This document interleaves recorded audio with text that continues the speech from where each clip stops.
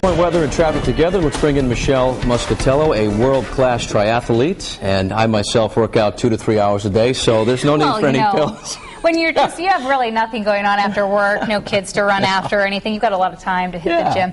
A little pill would probably do some good. I'm on board. Before that, I guess you're just going to have to find some time to maybe hit the gym or get outside. And actually, the weather cooperating next couple of days if you want to take a walk or run outside. Even starting later this morning, things already drying out, so conditions quickly improving. A little windy, though, running into the wind. A little extra always run work. downwind. It's like hitting golf balls. Always hit downwind. Feels better. Exactly. Live Pinpoint Doppler 12 radar in just a second, but want to start out with a view of the Cranston area. This is right around the banks of the Patuxent. We are in a flood now. In fact, moderate flooding occurring. River water levels are more than 2 feet above flood stage and set to crest later on this morning. If you look, you can see where the trees are. Looks like it's maybe 10 or 15 feet ahead of where our camera is. So that's where the river water levels have overspilled their banks. Let's go down to the radar and show you the view here. Live Pinpoint Doppler 12 showing just a couple of lingering sprinkles through South County. The batch of steadier rain now moving off the eastern Massachusetts coastline through Plymouth.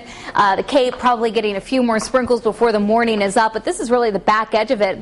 Even a few wet flakes in the Worcester Hills. Rainfall totals from this storm system, once again an impressive storm. The highest totals were in South County, got hit really hard last night and yesterday evening. And rain totals in Kingston at about 4.5 inches. Hope Valley just under 4 inches. TF Green more than 3.25. Warren at about 3.5 inches of rain. West Gloucester, and as you head up into our northern suburbs, between 2 to 3 inches of rainfall. It was enough rain to break the record at TF Green Airport. The old record set back in 1950 at 1.5 inches of rain.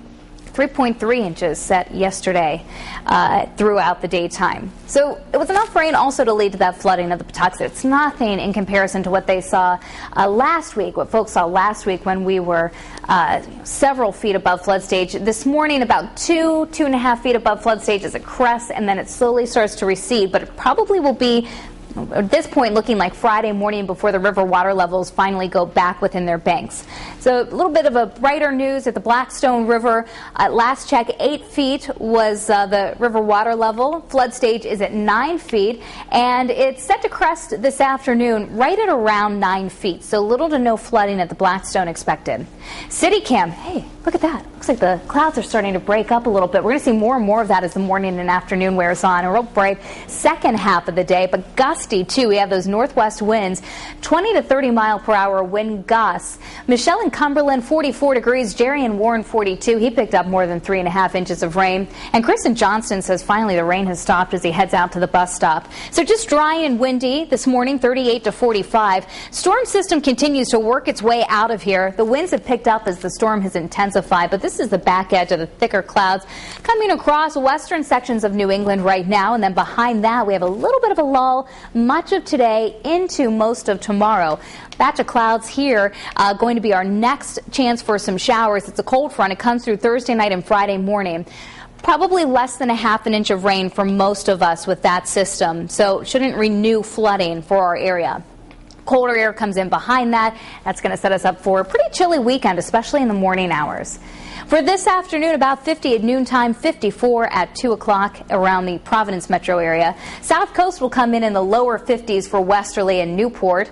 Northern Rhode Island, Burrillville at 52. Situate 53, Johnston at 53 degrees, and we'll be closer to 50 for the Cape and the islands. You're last to clear out as that storm moves further away. Fall River at about 54. Diminishing winds this evening, and then overnight tonight down to about 36 at 5 o'clock in the morning with clear skies.